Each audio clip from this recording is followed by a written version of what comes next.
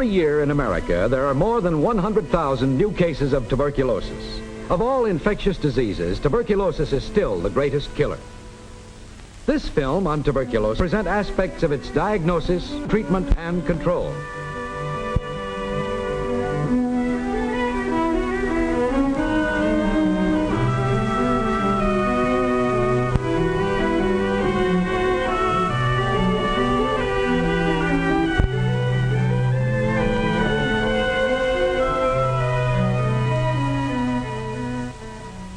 In spite of the progress of preventive medicine, in spite of public health programs on community, state, and national level, tuberculosis still attacks almost as many Americans today as 10 years ago.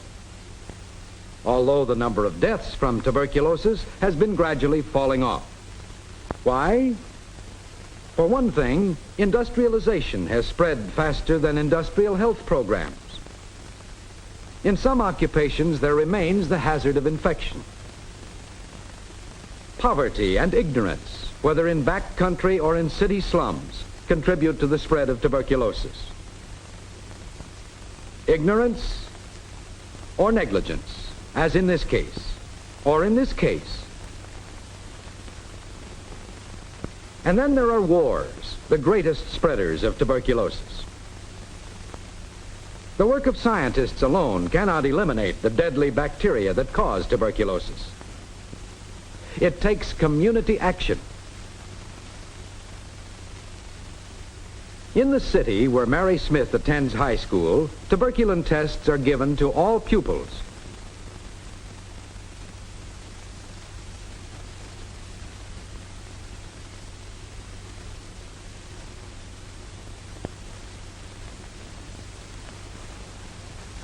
Two days later, the results are checked. The tuberculin test shows that this apparently healthy boy is infected. Mary's arm shows no reaction, however. Her test indicates that she has not been infected with tuberculosis. Soon afterwards, Mary's aunt comes to live with her. She seems run down and needs a rest. Actually, she has a well-advanced case of tuberculosis. Through sneezing, coughing, and direct touch, Mary may have been infected. Often, bacilli of tuberculosis are breathed in by their victim. They pass through nose and mouth into the trachea and on through the smaller passages, deeper and deeper into the lung. At their ends, in the deepest recesses of the lungs, the bronchi branch out into very small bronchioles, which contain air sacs, whose walls are principally tiny blood vessels. The tubercle bacilli at once attract disease-fighting cells, which begin to surround and envelop the germs. Many of the cells, however, are killed by the bacilli. Then larger body defense cells come to the rescue by swallowing up smaller cells and the bacilli they contain.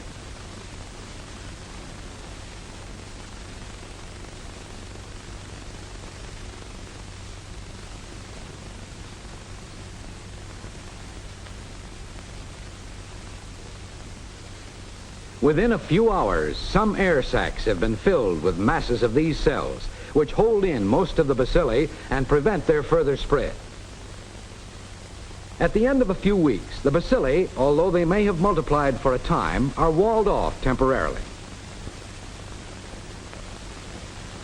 Or, as rather commonly happens, they may have been carried through lymph vessels to bronchial lymph nodes. There they may have been similarly walled off. This may have been the case of Mary Smith, who by now has finished high school. She has a job and is working hard, playing hard, making every effort to keep slender. She's having too little to eat. She's getting too little rest and too much excitement. Her vitality and body resistance have become lowered, and tuberculosis reinfection has commenced.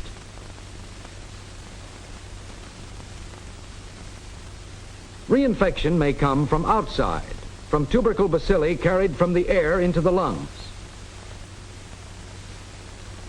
Or it may come from spreading of a primary infection. Either by the breakdown of the primary pulmonary focus or of a lymph node focus, either directly into the lung or in a roundabout way through the bloodstream, or finally into the bronchial tubes, with discharge of germs into other parts of the lung and formation of a new diseased area.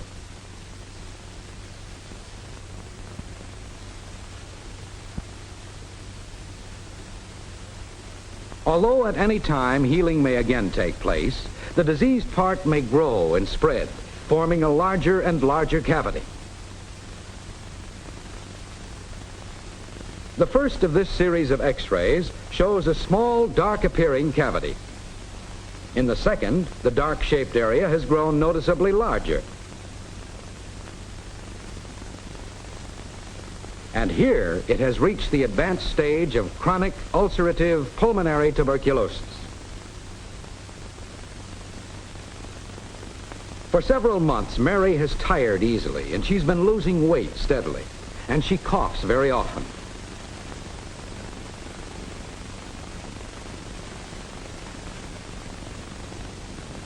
All this begins to worry her, and she finally decides to make an appointment with her physician. Mary's doctor soon detects signs that indicate tuberculosis. He suggests that she go to a tuberculosis clinic for further examination. She takes a sample of sputum to the clinic.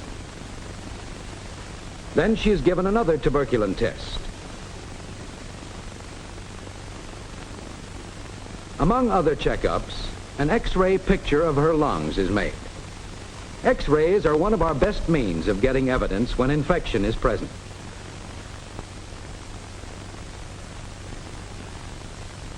The report of the clinic goes back to Mary's physician.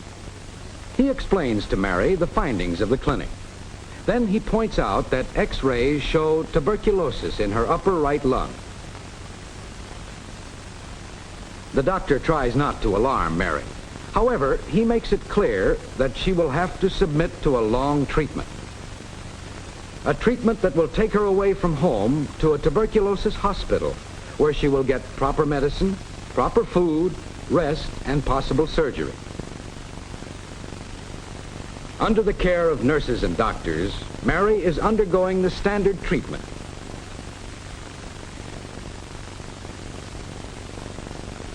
She is being trained in sanitary procedures, like using coverings when she coughs and disposing of them into a receptacle which will be burned.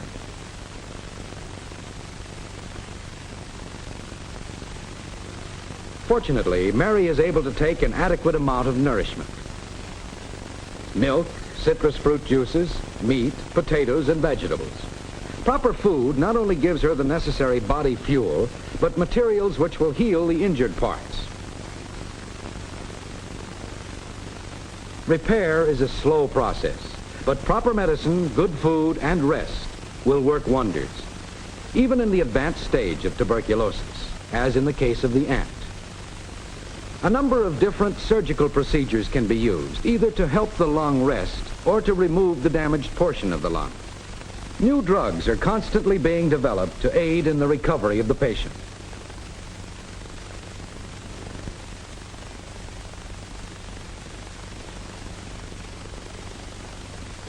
But even after the rest and building up of strength in the hospital, Mary passes through a long stage of convalescence at home.